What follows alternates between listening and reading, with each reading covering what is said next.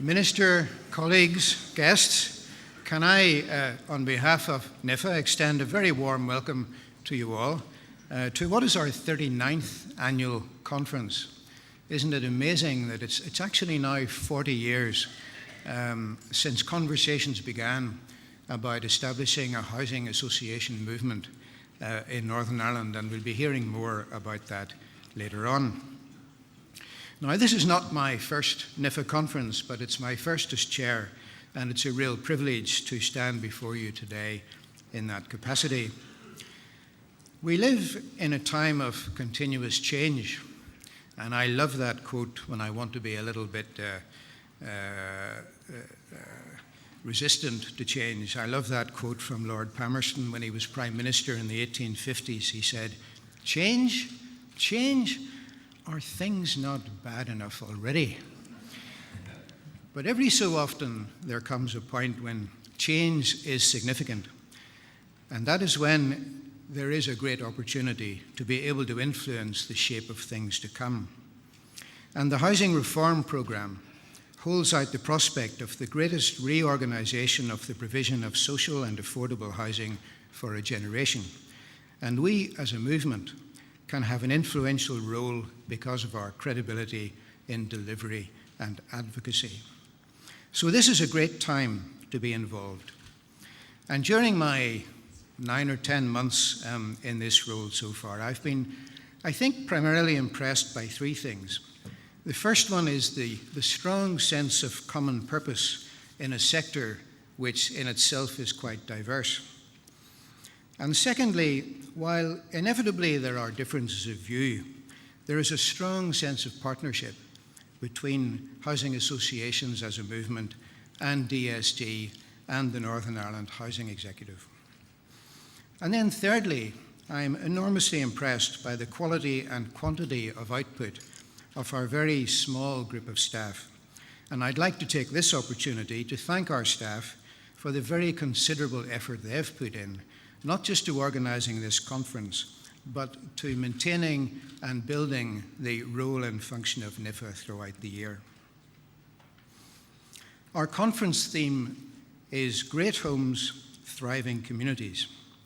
And the aim is to explore the current legislative, policy and regulatory landscape for housing associations, the position of the movement with organisational change and diversification high on the agenda, and what the sector might look like in the future. Our overarching theme is the increasingly important role housing associations can and do play in communities, providing a broad range of products and services to meet evolving housing needs. This conference is much valued by our members and I think by others in the wider housing family, but it can't happen without support, and I want to thank our sponsors. Our premier partner is Oakley Trinity. Our platinum partner is PwC, to whom we are indebted for the production of the association's global accounts. Our gold partner is Elliott Duffy Garrett, and our silver partner is Danske Bank. All of them were sponsors last year, and we're very grateful for their continued support. And thanks also to Habenteg, which has sponsored a breakout room. And can I also mention our exhibitors? We have more than ever before. Please take time to visit the stands and find out about the range of products available. And this year, for the first time, we have the NIFA Hub. So visit us in the exhibition zone. We're keen to capture your views on Vox Pop videos. We have over 200 attendees this year, including representatives from the Scottish Housing Federation and the Irish Council for Social Housing. And finally, a word about our speakers. Once upon a time, a number of years ago, I took a flight out of Aldergrove to Amsterdam. It was a Dutch airline. And the pilot said, "Welcome aboard, welcome to this airline." It was a KLM subsidiary, I can't remember the exact title of it. And he said, "This airline has some of the best cabin staff in the business. Unfortunately, none of them are with us this morning." Can I assure you, our best speakers are with us today. And our first speaker is our Chief Executive Officer. But before we hear from him, I want to introduce a short video clip from our colleagues in Newington, which illustrates very effectively the value of the community approach in North Belfast.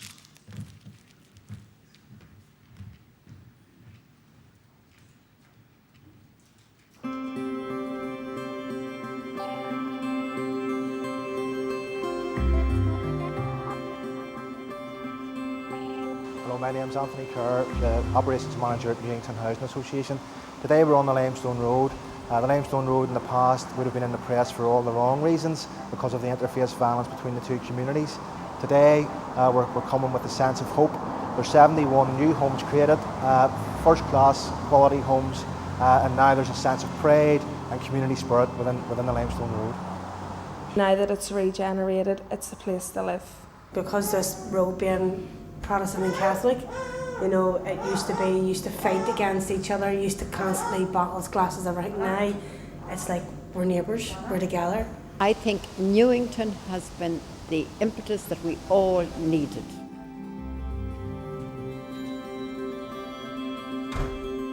My name's Shauneen Macaulay. I live in the Delaware building on the Limestone Road. I'm one of Newington housing tenants. Very privileged to be a Newington tenant. I've lived in the area all my life. Family and friends are from here. For years, while I grew up, it was a war zone. There was a lot of conflict, antisocial behaviour. Where now there's CCTV cameras, and it's become a community because it's no longer derelict. You know, and Newington have been the backbone in that. It's rebuilt, regenerated, and it's full of families, and people are educating their families to live in peace and to share in the community and live together. And the youth clubs and schools are educating children, you know, that religion just isn't about war and conflict. It's about living together, growing up together and living in peace.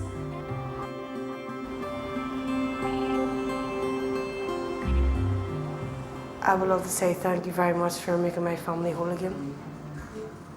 I couldn't ask for anything better. That's all I wanted, was my family to be together. And now that we are, we're the happiest we could ever be. Ellie spent 18 months in hospital, and we had nearly 2 years in the house. Getting a phone call to say that there was a possibility of getting an extension built onto here was amazing. Poor workmen I hadn't touched it. I was up and down this road every day finding out what was going on and how far they'd come and what it was like, and then to put it together and was able to look through the window and see the sides. Like, oh my God. Now Ellie's just over 2 and she's sitting there and she's the happiest wee baby. You know, she's on life support at home. She gets intensive care treatment at home. We've got special carers who's been specially trained for Ellie, days and nights, that comes in and looks after Ellie. So, you know, we don't know what's going to lie ahead for Ellie. We don't know if she can walk, we don't know if she can talk, you know, we don't know what kind of the school she'll go to. Will she come off the ventilator? Will she have the trachea? We don't know. Every day is just a learning process for Ellie. We're so close to family here, and the hospital's here, and as you can see there's plenty of space. I would like to say a big massive thank you to the Newington Housing Association for making everything possible for my family to be together, and thank you for the house and the help in getting us where we need to be.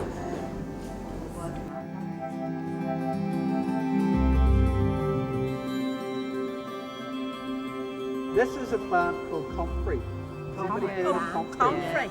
We're trying to add to the well-being of the residents here at Camberwell Court to provide a way for people to get outside, to get involved in the garden, to get involved with each other, to spend time together, enjoy talking, enjoy learning new things, and also get gardening and grow food and cook food and eat food.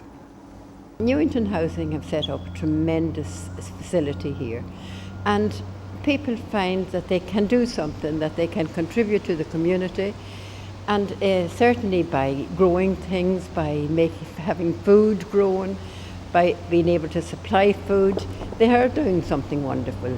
I had a garden where I lived, and I miss it, so this makes up a bit for it. and the companionship of my lady friends and gentlemen friends is very good. On a Monday night we'll have crochet or knitting or sewing, whatever you like. And Tuesday we'll have coffee mornings and a game bingo. Thursday's the same. Wednesday we'll have gardening. Most mornings of the week there's something going on. I'm only here for about 3 years, and previous to that I lived in a big house, which was beautiful also. But a time comes when one has to change, and I'm very glad I made the decision to come. Other people in old or social housing don't have things like this, but maybe if they see this they'll decide we could do that.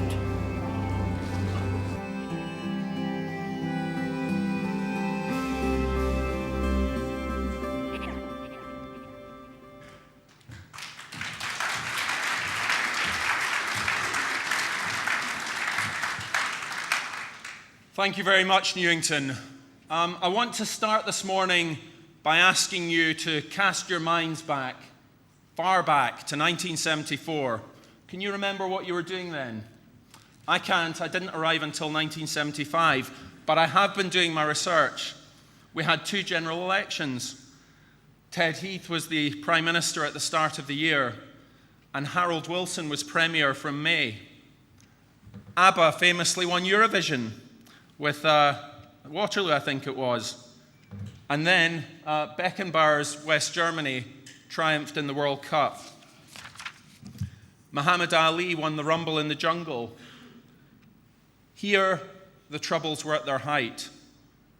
Enoch Powell was elected as an Ulster Unionist MP, and the Ulster Workers' Council strike led to the collapse of the power-sharing Assembly and Executive. Social conditions were tough. Poverty and poor housing were rife. The Housing Executive had just been established to tackle poor housing and to embark on a hugely ambitious new build programme. But all of us who are gathered here today are here because of something else that happened in 1974. A few pioneers held a small conference in December at the Corrymeela community in Ballycastle. Community activists, politicians, and civil servants considered the potential of a voluntary housing movement. And among those doing that pioneering work were Erskine Holmes and Leslie Morell, who've been serving the movement over the last 40 years and who I'm delighted to say are both with us today. We've come a long way since 1974. As well as being Northern Ireland's leading social enterprises, we're also its biggest and best resourced charities. We're now providing 1/3 of affordable homes in Northern Ireland. And this afternoon, Martin Pitt will outline the PwC global accounts for the sector that just detail that strong growth. And like Alan, I really want to thank Martin and PwC for that valuable analysis. And without preempting Martin, the accounts show the very strong contribution that we're making to the local economy. Turnover has now topped 200 million. We're managing housing assets worth 3.3 billion. We're directly employing 3,000 people, contributing £60 million every year in wages. Just as one illustration of this financial success, back in April, Clanmill secured a record 120 million in low-cost funding from Barclays and from Danske Bank in order to build 1,600 new homes. So the sector is unrecognisable from its early years, but I'm convinced that we remain true to that original purpose and those original values, to provide great homes and working with others to help build thriving communities. So building on these solid foundations, housing associations are well placed to make a transformational impact over the next 40 years. And this morning I just want to outline how I think we can achieve that potential. There are 3 key elements. Firstly, excellence in service delivery. Secondly, continued strong support from partners. And thirdly, we need to have bold and astute leadership. Firstly, excellence in the services that we deliver. There are so many factors outside of our control that will help determine our future. but we can greatly determine the quality of the services we provide. And a continued commitment to excellence and pursuing that excellence in service delivery is vital for our success. The people that we serve deserve no less. We also need to have robust processes in place to provide assurance on service quality and to guide improvements. Benchmarking, internal audit, and tenant scrutiny all have a role to play here. But continued inspiration on potential new approaches is always helpful. Later, you're going to hear from Paul Taylor of Bromford. Paul's been a champion of the potential use of drones in housing management. In showcasing pioneering work, we hope this conference will inspire you to further enhance your service offer. And before touching on housing management, I want to start in development, because it's here we're subjected to the closest scrutiny. Building has driven our growth, but development often seems like a thankless task. On the one hand, we have the fierce local opposition obstructing even the best quality schemes. And on the other, the MLAs on the Hill are telling us that we're not delivering nearly enough. Like many of those elected reps, we are committed to maximising delivery. But let's put things in context. Often, ill-informed comparisons are made between the sector here and in Great Britain. So let's look at the facts. As you'd expect, our sector is dwarfed by those in the rest of the UK. With 2.9 million homes and a 15 billion turnover, the English sector is 66 times bigger and has an income 73 times larger than ours. So to meaningfully compare, we obviously need to examine relative performance. So we've looked at the development of new rented homes by the 4 UK housing association sectors for 13-14. And these include all rented homes, social, affordable, intermediate, those developed without grant and with planning conditions. Let's firstly consider performance compared to sector size. Firstly, you can see the absolute number of starts. England has approximately 37,000. We achieved 1,300. But let's relate those numbers to the relative size of the 4 sectors. We've chosen the metric of the number of starts per 10,000 units of existing stock. Scotland, I'm ashamed to say, managed just 78 new homes, albeit after a grant rate cut. England and Wales achieved 128 and 111 starts respectively. At 294 starts, Northern Ireland delivered well over double all the other jurisdictions' levels. And when we look at delivery compared to sector turnover, an even starker picture emerges. Housing associations here have provided 640 new homes per 100 million turnover, and again, that's well over double the level of the other regions. So let's now look at the figures relative to population and housing need. Our sister sectors in the other parts of the UK are much bigger in relative as well as absolute terms. And coincidentally, there seem to be about 54,000 housing association homes per million of the population in the 3 other GB regions. Here, the number is less than half that at 24,000. But in spite of this, when you look at new starts relative to population, Northern Ireland again comes out on top. In spite of our sector's much smaller relative size, we're delivering 717 homes per million of our region's population, which is the highest in the UK. But in the final analysis, the most important measure of success in development is the degree to which we're meeting actual housing need. And although it's a crude proxy, social housing waiting lists are our best guide here. By this stage, you don't need me to tell you who comes out on top. Scotland delivered 149 homes per 10,000 on the waiting list. England and Wales did a bit better with 206, but Northern Ireland was again well ahead with 314 homes started. So in every conceivable measure, when it comes to delivering affordable homes, Northern Ireland comes out top. And this is a collective success that we can all be proud of. In boxing, they've got the pound-for-pound ratings to compare the relative strengths of fighters of different sizes. This is Floyd Mayweather. You'll recognize him as the world's best pound-for-pound boxer. I think we'd be getting a little bit ahead of ourselves to compare our performance to Floyd's. This is the man who tops the UK pound-for-pound rankings. And so I think we can safely assert that when it comes to affordable housing delivery, Northern Ireland is the undisputed pound-for-pound, home-for-home champion. We're UK Housing's Carl Froch.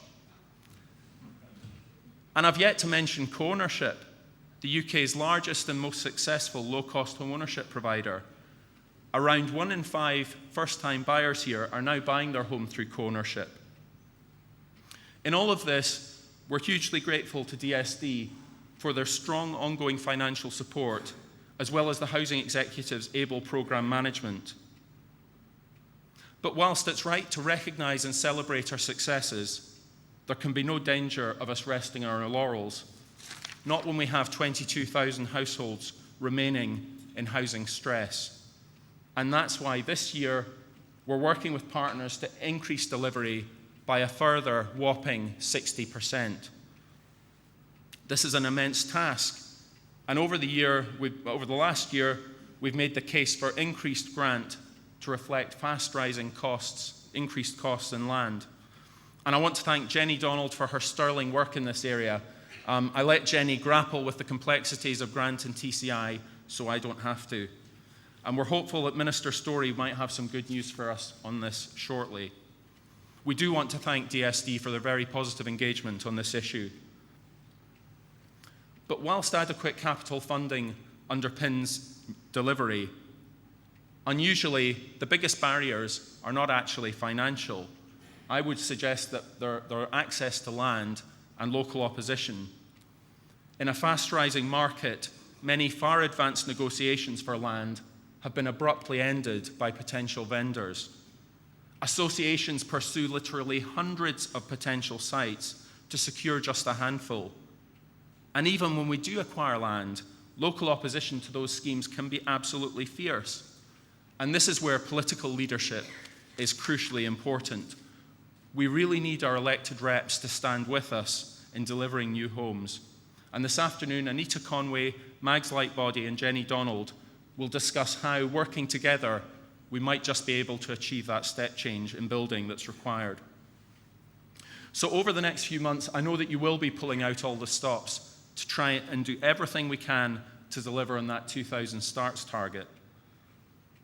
Attracting capital funding beyond 2016 depends on us proving yet again that we can deliver. However, I suspect that most tenants have a limited interest in our development ambitions. Their focus is understandably more on the management and maintenance of their homes. And there are just a couple of areas I want to highlight here. The first is around tenant engagement and empowerment.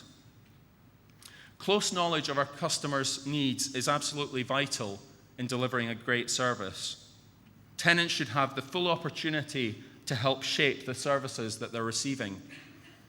And from benchmarking, we know that most sector tenants already do rate their landlords pretty highly in informing and involving them. DSD is about to publish its draft tenant participation strategy, and we do expect that this will set out robust but properly high-level expectations. Most NIFA members should have no problem in meeting them. We're absolutely committed to going much beyond any baseline standards, and I think you'll see abundant evidence of a whole range of great tenant engagement in the films that we're profiling over the next 2 days.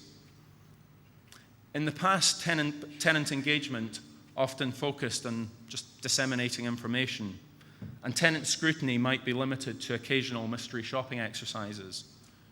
Of course, all this has value, but good tenant engagement goes way beyond this. Tenants are investing millions of pounds in us every year through rent, but how involved are they in designing, managing, and improving services? There are all sorts of ways we can work with customers to achieve better results.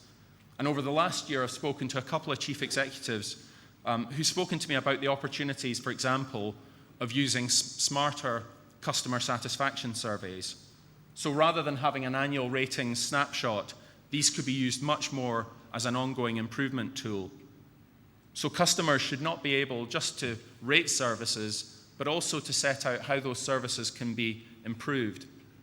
And so rather than having exhaustive annual surveys, perhaps we could move to monthly tracking with a fewer number of indicators. So there's great scope to deeply engage with customers in service design, scrutiny, and improvement. And as we do that, I think that we need to go beyond tenant engagement to true tenant empowerment. Last week, the unemployment figures for the UK parliamentary constituencies were published. And that block of red over Northern Ireland tells a clear story. Of all 650 constituencies, Foyle in the northwest leads the figures at 13.2%. West Belfast is coming in second, and we have 2 other constituencies in that top 10. And the reality behind these statistics is an appalling waste of human potential. And that waste of human potential should make us angry. Recently, I visited Triangle's Alternative Angles project in Antrim, and this trains people with learning disabilities within a supported work environment. So we're already active in this area. But I think there's a lot more we might be able to do to help workless tenants to develop skills and progress into work. Last year, Gary Orr of Yarlington, and now Clanmill, told us of his association's household ambition plans that help customers to fulfill their potential. Later on today, Paul Taylor will introduce us to the Bromford deal. Bromford asks its customers to work with it in strengthening the local community, and in return, Bromford promises to be there for tenants to help them achieve much more and fulfill their potential. I think such initiatives could make a big difference. And with perhaps 2/3 of working-age tenants out of work, let's consider urgently whether we could do more in this area. In this and other fields, there's huge potential for us to take on a broader role. I believe there are compelling social and business reasons for the sector to diversify. As mentioned earlier, we're the biggest and best resourced charities. We've seen how this place has suffered more than any other during the downturn. And the recent explosion in hate crime forces us to confront some disturbing realities. Tomorrow morning, we'll be addressing some of those with 2 leading mediation charities. At our recent social enterprise conference, Michael McDonald suggested that we needed, as a sector, to take more risks. And I think he's right. And I believe that as a sector, we are stepping up to do more in tackling poverty, in regenerating our towns and cities, in helping build a shared society. Can we solve every social ill? Of course not. But working with others, we can achieve a whole lot more. And we're already getting on and making a start. Associations are hiring neighbourhood wardens and regeneration officers with more broad roles. And tomorrow, we'll see Clanmill's work with the big lottery in the National Museums to tackle the epidemic of isolation amongst the elderly through their Treasure House project. Minister Storey has just opened the Glen Community Complex in Suffolk Glenadoon. Apex were able to secure 4 million of EU peace money along with DSD and philanthropic investment to make this happen. But our role at NIFA is not just to applaud and encourage you in this area. We're going to be working alongside you to deliver it. Recently, our board approved the creation of a Housing Plus committee, and this group will steer our work in this area, as well as that of our charitable trust, NIHACT. NIHACT is no longer going to engage in reactive grant giving. Rather, its focus, and that of the committee, is going to be solely on helping you to fulfill your broader charitable objectives. Nominations for this new committee and all our other vacancies, including 2 board positions, close next week. So do please consider whether you could serve in any of those capacities.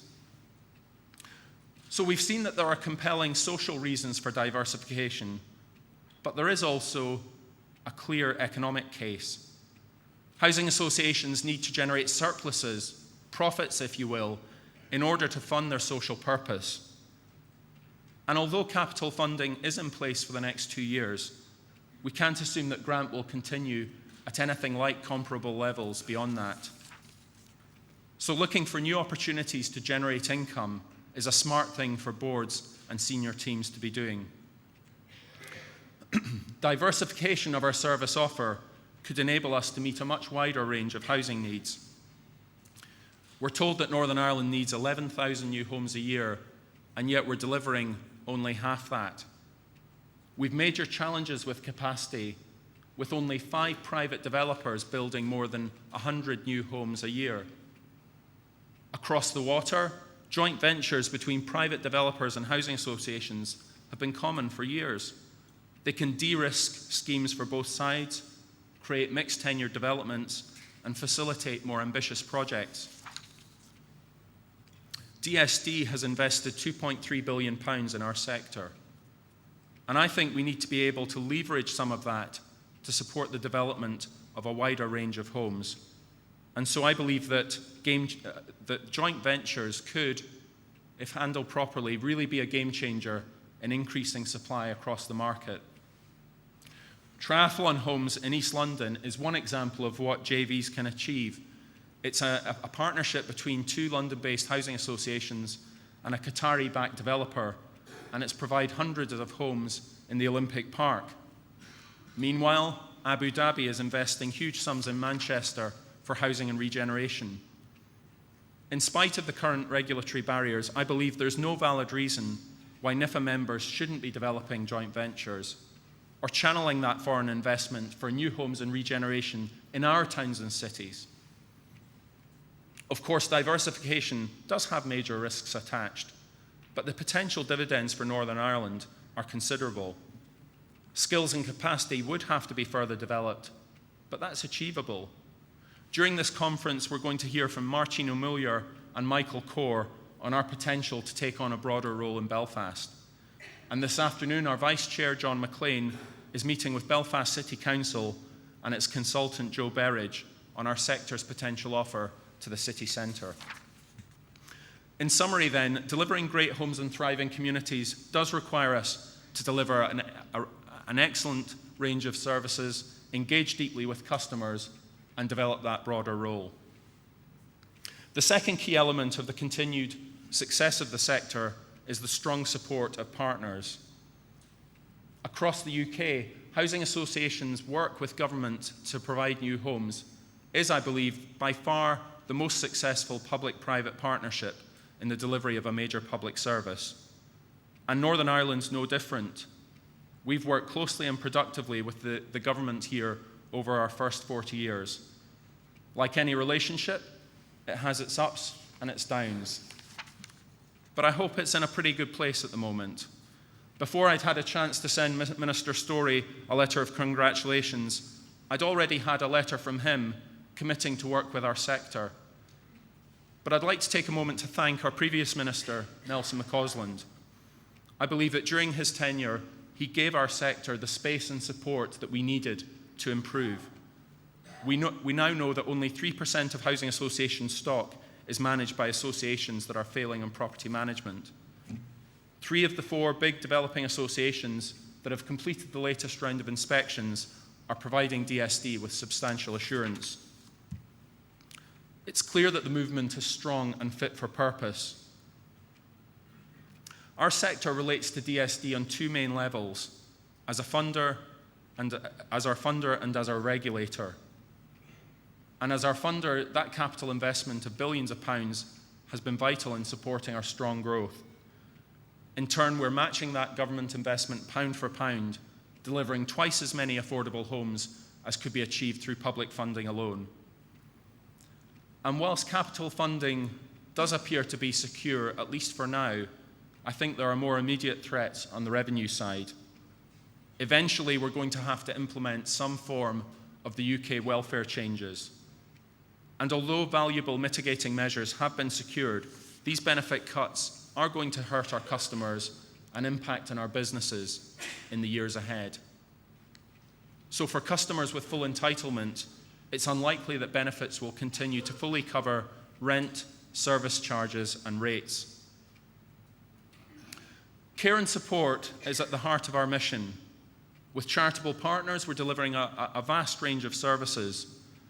And later, we're going to see how 3 friends who were previously institutionalised at Muckamore have got a new lease of life thanks to their new supported home provided by Triangle.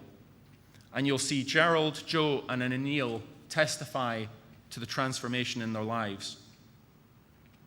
All care and support, though, is underpinned by a single programme and a single budget, supporting people.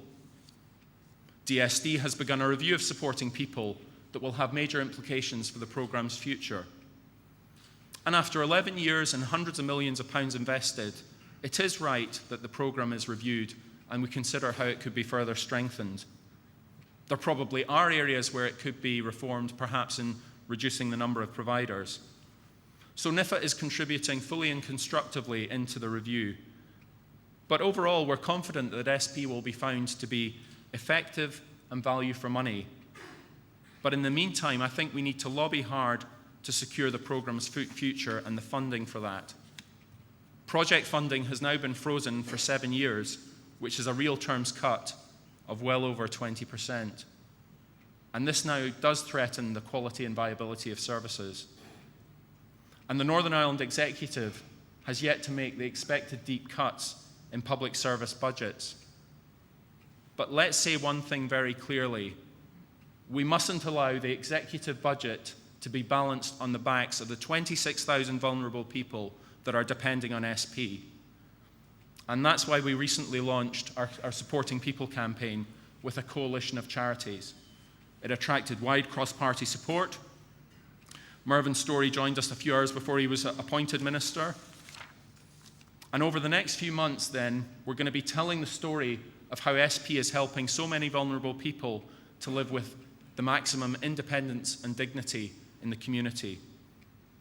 And as well as demonstrating changed lives, we hope to be able to show that SP is actually producing net financial benefits to the executive through reducing demands on other public services. So please get behind the campaign on Facebook and Twitter. Encourage your staff and service users to do it as well. Let's do all we can to secure the future of high quality care and support. As well as our major funder, DSD is also our sector regulator. And across the UK, regulation has underpinned the success of our mixed funding model. It's helped to secure UK housing associations' proud no default record. Regulation has an essential role in ensuring that housing associations are financially viable, well run, and delivering good services. It provides assurance to customers, government, lenders, and other key sector partners. DSD recognises the huge improvements in our sector in recent years, and there's also been a welcome recognition of the primacy of boards in running organisations. And in light of all this, there has been a high-level commitment to a less onerous regime. But for now at least, the intention appears to be to continue with what is essentially a tweaked version of the same prescriptive and compliance-based regime. A recent circular stated that there will always be a need for the regulator to carry out general inspections of housing associations. Well, the last routine inspection in England was 5 years ago, and in that time the sector there has continued to grow and thrive. Of course, social housing regulators must be engaging closely with and monitoring the landlords for which they're responsible. But regulators in high-performing sectors do not generally use compliance-based inspection regimes. As you mature, what may have helped you in the past can become a positive hindrance. And so for well-run housing associations, the current system is akin to being forced to compete in a serious swimming race wearing water wings. However good a swimmer you are, you're going to struggle to win. At our last conference last October, we were promised a working group on tackling regulatory barriers. We've yet to make that happen. We do appreciate that the Social Housing Reform Programme is considering fundamental changes to regulation. But we can't wait years for these to materialise. The need is urgent and the need is now. So today, Minister, we're asking you to set us free to deliver. Continuing with a tweaked version of the current system will not allow us to do what we need to, and it will have two main consequences. Firstly, it'll tie up associations with meeting compliance requirements and producing exhaustive audit trails when we'd be better off getting out there and delivering the 2,000 starts this year and next. But secondly, and perhaps as importantly, it engenders a culture of caution and conservatism just at the time when we need to be a bit bolder and take some measured risks. Therefore, to fulfill our sector's potential, there's an urgent need to change direction in the way that we're regulated. And as I said last October, and as I say again today, it is time, I think, to press the reset button. Without this, Minister, we can't deliver on what we want to deliver and what Northern Ireland needs us to deliver. In the short term, I think that a major rewrite of the guide is realistic. It could be a lot more, it could be properly robust, but a much shorter replacement could be developed within the next few months. And we would be keen to contribute in that process, as I am sure would a lot of sector partners who are here today. A revised guide should focus on the management of risk and then let associations get on with managing the day-to-day business of their associations without undue prescription and interference. And therefore, we also ask for a rethink on the planned thematic inspections in areas such as voids management and joint management agreements. With the vast majority of associations causing no serious concerns to the regulator, now's not the time to examine matters which, if they were that important, could and should have been dealt with in those routine inspections. Looking further ahead, NIFA remains convinced that there is a need for an independent regulator, just as has been put in place in Scotland and England. This can provide the greatest assurance to tenants, taxpayers, and funders, whilst giving housing associations the most stable and secure operating environment. Where funding and regulation sit together, I believe there's a clear conflict between the short-term development goals and ensuring housing associations' long-term good governance and financial viability. So that's one of the reasons why almost everyone in Northern Ireland housing does believe that we need an independent regulator here. Housing associations are committed to keeping rents affordable for tenants, most of whom are now on low incomes. And through the reform programme, DSD is working with our sector and considering the future of rents.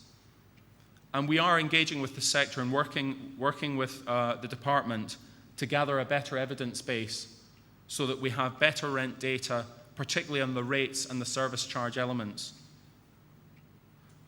Within the constraints of a very ambitious development programme, we are conscious of the need to maintain affordability.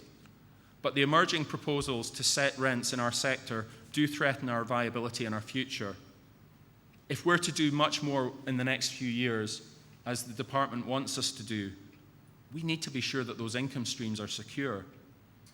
If we were subjected to annual, politically controlled rent setting, as the housing executive is, I believe prudent boards would have to take a different approach. In such circumstances, could you really go out to the capital markets for 25 or 30-year money? In effectively managing risk then, go ahead, but prudent boards might conclude that they had no option but to significantly scale back their development programmes. And therefore, we commit to continuing to work with DSD to keep rents as affordable as possible, to do the research, but also we need to sustain the UK's most ambitious development programme. So please don't make it much more difficult for us to do that through introducing rent setting. Along with DSD, our other main statutory partner is the Housing Executive. And without the Housing Executive's able programme management, housing associations couldn't deliver supporting people or the new homes we deliver. I'm particularly conscious of Mark Graham and the DPG team, who really do go way beyond the call of duty every March. And we want to thank our executive colleagues who are here today for their ongoing steadfast support for our work. Whilst fundamental reforms in the landlord function may be some time away, the executive's strategic role remains as important as ever. In managing supporting people services, homelessness provision, assessing housing need, providing local research on the market, we really do rely on that strong strategic housing body, to enable us to deliver. By this time next year, the overhaul of local government will be complete and our 11 new super councils will be up and running. And this maturing of local government offers us great scope and has particular importance for developing associations. With both development planning and development control moving to local government, it's essential we develop good relationships with councillors and officials in every local authority. So, I even give up my Saturday to hang out with the UUP in Craigavon. So I'm doing all I can for you. We've got a vital role to play in helping councils to fulfil their vision for their area. And so over the last year, we've been lobbying DOE for much stronger planning support to facilitate the step change in building that we require.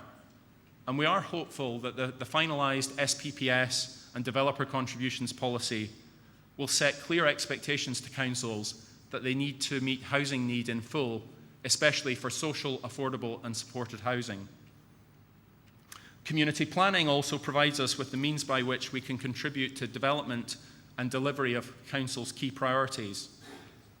It's important that the current consultation confirms the Housing Executive as a statutory partner in community planning.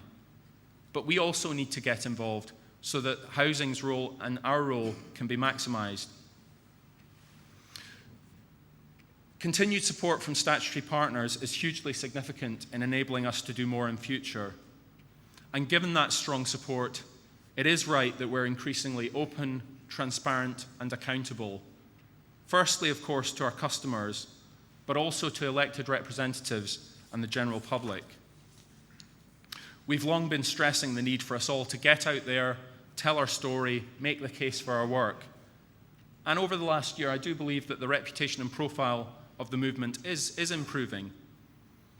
Of course, this is primarily down to your excellent work, but it also, I think, is an outworking of a greater willingness to get out there and to share what we're doing. But as Paul Mackerlane will outline after the break, we still have more work to do here. A few days ago, I met one of Northern Ireland's leading politicians, and he didn't recognise the name of a housing association investing millions of pounds on his doorstep. Now, perhaps he should have done, but that's more our problem than his, and we have a responsibility to put it right. So we need to ensure that elected representatives are receiving regular updates on our work. All queries and requests should be promptly and fully dealt with. And on our part, NIFA is nurturing better relationships between our sector and political leaders. We've initiated a series of roadshows covering the whole region. We started in North Belfast, and we moved on to the Northwest, showcasing the work of Habenteg and this fantastic Apex development, which has just run past you. But we've also been introducing our elected reps to the people that we're working with here in Derry and elsewhere that are working with us to build those thriving communities. So this morning, we've considered how excellence in service delivery and support of key partners is critical for our future success. But on their own, they're not enough. I'm going to finish with a few words on the importance of leadership. This is the theme for our final session tomorrow with John McLean and Brendan Sarsfield.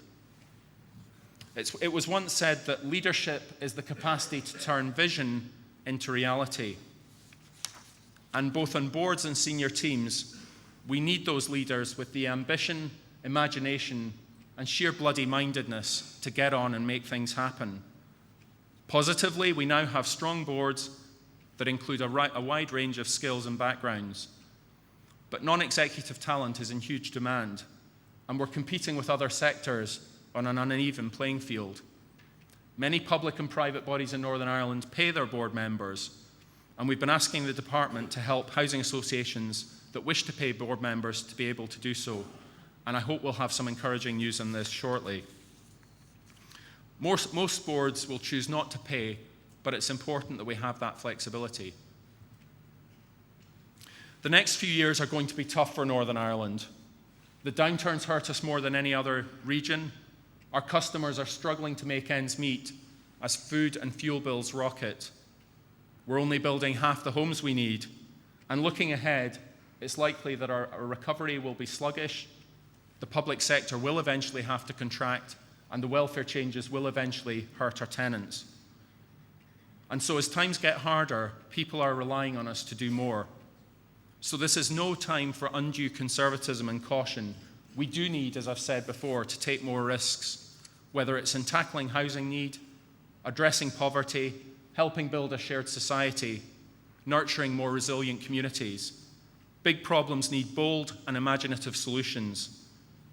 In all this, of course, recklessness and hubris must be avoided. That boldness must be matched with wisdom. Bold but astute boards must chart a path through this increasingly complex environment. The role of boards is getting a lot more challenging, but as the regulatory red tape begins to be cut back, I believe it's also becoming a lot more rewarding. Boards have to ensure that housing associations are owning their own future. Our relationship with government, I believe, is currently strong, and our priorities are currently aligned, but that may not always be the case.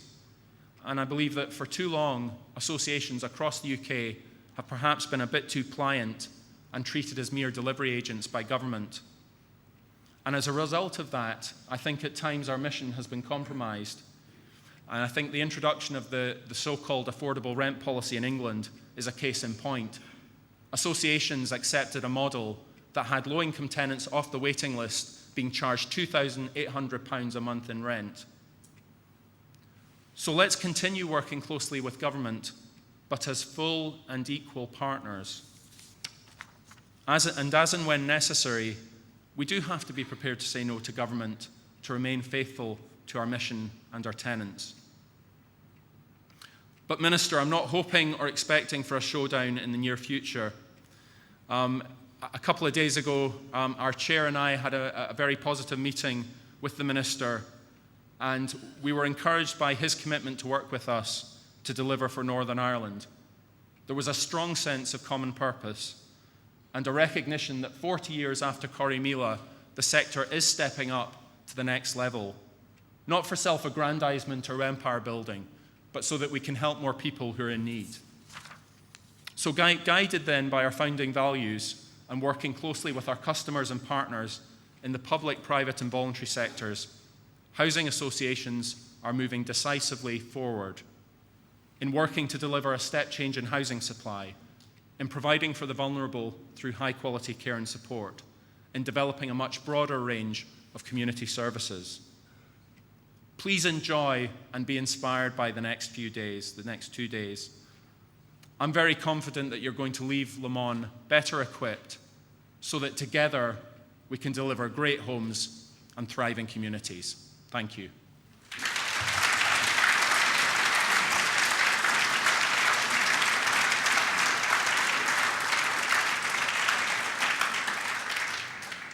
We're delighted to have Oakley Trinity as our main sponsor for this event. And before we see a film profiling their work, I'm pleased to introduce Timothy Quinn, who's going to say a few words to us. Can we give a welcome to Timothy Quinn, please?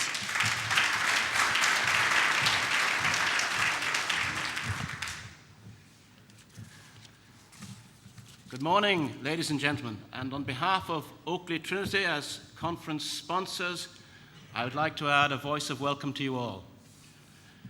This conference offers 3 benefits. First, it allows us to celebrate success. Secondly, it should help us to plan for the future. And last but not least, it's an opportunity to socialize with our peers. Now, the first benefit from this conference that I mentioned was the opportunity to celebrate success. There are plenty of successes to celebrate within the housing movement, but I want to highlight particularly the success of our federation, NIFA. This has been a year of change for NIFA. Since January, NIFA has had a new and more broadly based non-executive board, which is already making an impact. Our federation also has a strong executive team providing enhanced services to members.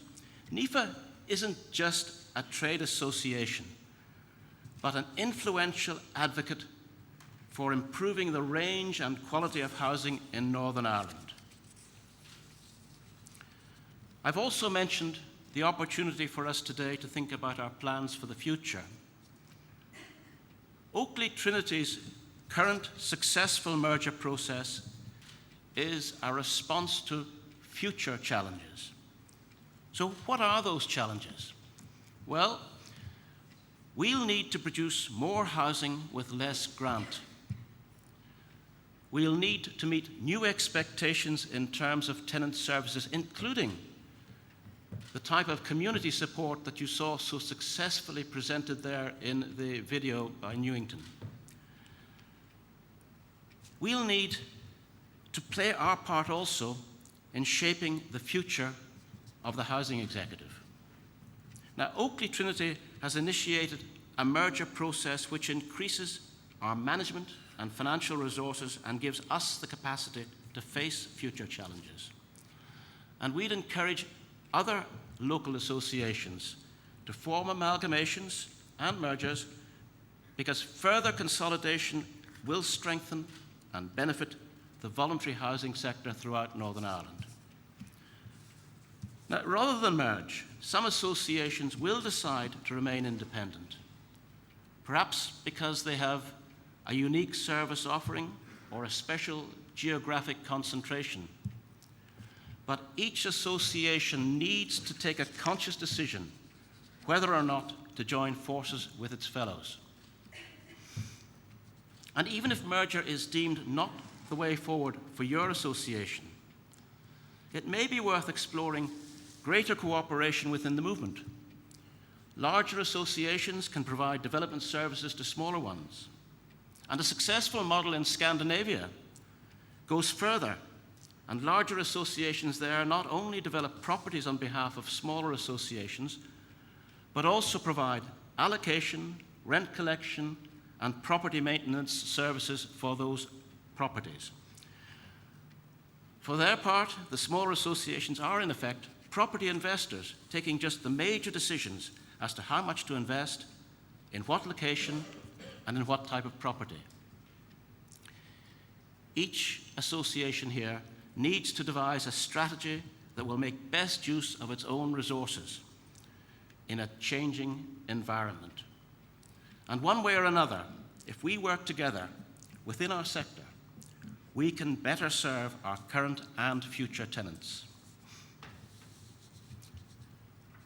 I said that we should celebrate success, plan for the future, and find time at this conference to socialise with our colleagues in the local housing movement. Networking on occasions such as this can have real business benefits, but there is no reason why it shouldn't also be fun. So, on behalf of Oakley Trinity, we hope that you'll find this conference stimulating, yes, but also enjoyable. Thank you very much.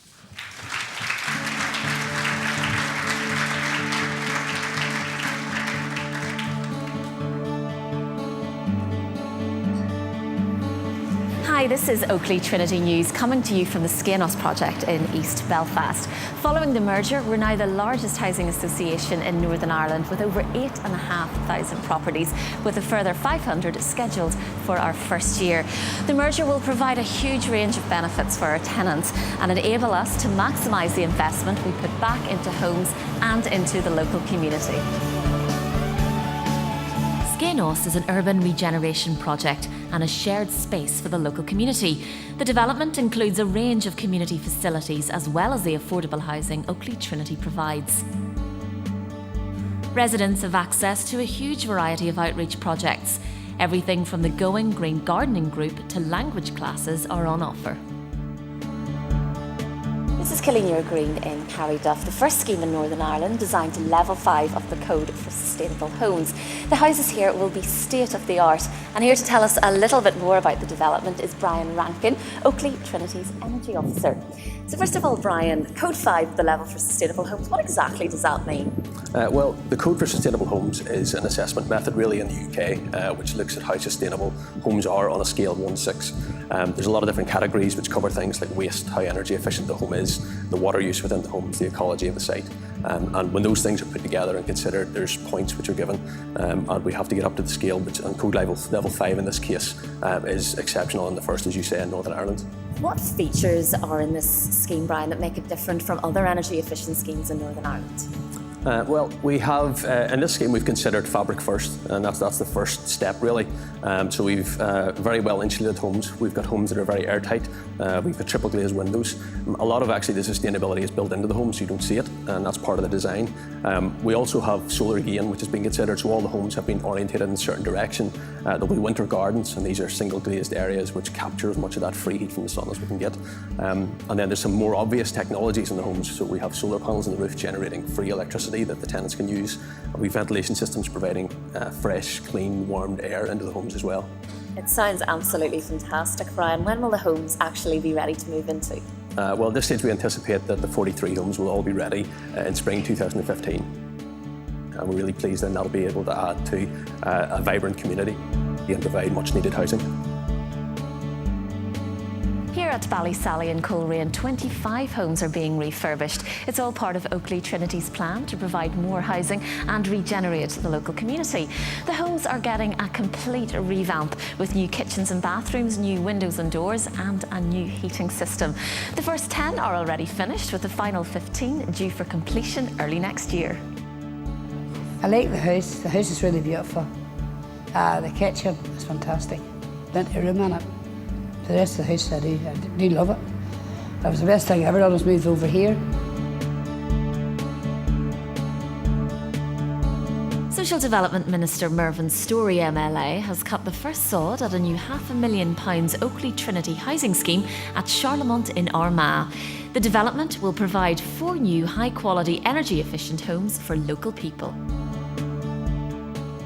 A lot of the concentration of the debate around housing ends up being about what happens in the major cities. But I was delighted to see that here we have a local rural provision being delivered, and high quality provision in terms of the quality of the homes, and also for local people to be able to access that in a way which can only be good for the community, good for them in terms of the quality of life that they have. And I think the other thing too in relation to this project, this was a piece of land that was lying reasonably derelict in terms of the housing executive's need, and to use this space in this way, I think is the way that we need to go. Oakley Trinity has a fantastic track record of working with over 40 partner organisations, including those that provide community-based projects. One great example of this type of collaboration is here at Oakley Trinity's scheme on the Ormeau Road, where we're working in partnership with the Open Door Housing Association and the L'Arche community. I spoke to Scott Shively, the scheme manager, to hear more. L'Arche is an international organisation. We're in 40 different countries across the globe. And the main idea behind L'Arche is to build communities for people with learning disabilities. And one of the ways that we help people feel connected to the community outside is to provide work opportunities for them. And we do this through our different work projects. We have a gardening project called Green Buds. We have an art project that's called In Other Words. And then we have a catering project which is called Root Soup, a catering social enterprise that was started a few years ago. We work in partnership with a homeless hostel off the Hollywood Road. What we wanted to do with Root Soup is to provide people with work opportunities, but also with training which would help them to maybe build up a CV and to look for work outside of the L'Arche context, and also to provide people with an opportunity to get out and serve the local community, because we do a lot of voluntary work through Root Soup. Oakley Trinity is doing things differently, stepping up to the challenge of delivering new homes and creating sustainable communities. Well, that's all for now, but join me again soon for more Oakley.